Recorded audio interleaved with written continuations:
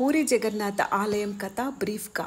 నమస్తే, welcome to Ramadevi Rayalaseema రాగా. పల్లవరాజు ఇంద్రద్యుమ్నుడు నీలమాధవ్ను కనుగొని అతని కోసం ప్రధాన ఆలయాన్ని నిర్మించడంతో ప్రారంభమవుతుంది.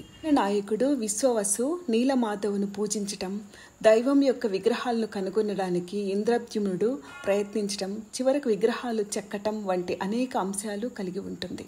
గిరిజన నాయకుడు విశ్వవసు మొదట జగన్నాథుడు నీలమాధవ్గా పూజించాడు. రాజైన ఇంద్రద్యుమ్నుడికి ఏ లోటు ఉండేది కాదు. ఆయన రాజ్యం చాలా సుసంపన్నంగా ఉండేది. కానీ అతనికి ఏదో ఒక అసంతృప్తితో బాధపడేవాడు. ఒక రాత్రి కలలో నీలమాధవ్ కనిపించి భగవంతుడిని తన రాజ్యానికి తీసుకురావాలని చెప్పాడు.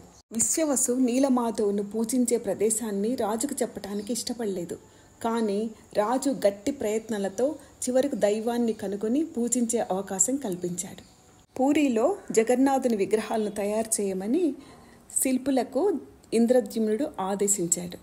భగవంతుడిని ప్రజలందరూ చూడటానికి వీలుగా జగన్నాథుడు తన రథయాత్రను ఆచరించటం వెనుక కూడా కొన్ని నమ్మకాలు ఉన్నాయి.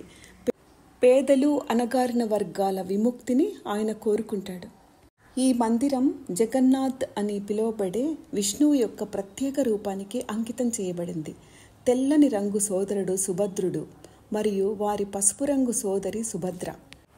ఈ దేవుళ్ళ చిత్రాలను క్రమం తప్పకుండా ఆచారంగా నరికివేయబడిన సువాసన గల మార్కోసా చెట్ల దుంగలతో చెక్కారు.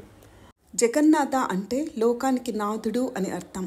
పూరిని పూర్వ పురుషోత్తమ క్షేత్రమని, శ్రీక్షేత్రమని, నీలక్షేత్రం, పరిపూర్ణ క్షేత్రమని హిందువులు పవిత్రంగా పూజించే పుణ్యక్షేత్రంలో ఈ క్షేత్రం ఒకటి.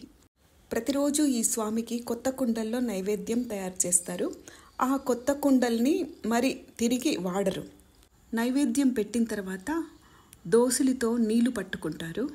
ఆ దోసిల్లో స్వామి రూపం కనపడితే ఆ నైవేద్యం స్వామి ఆరగించినట్టు. పూరిలో జగన్నాథ రథయాత్ర ఉత్సవ విగ్రహాలతో కాదు, గర్భగుడిలో ఉన్న విగ్రహాలతోనే రథయాత్ర జరుగుతుందట. ఇక్కడ స్వామికి నైవేద్యం కుండలతో చేసి పెట్టారు. కింద వంటల్లో నూనె, కారం వేయరు.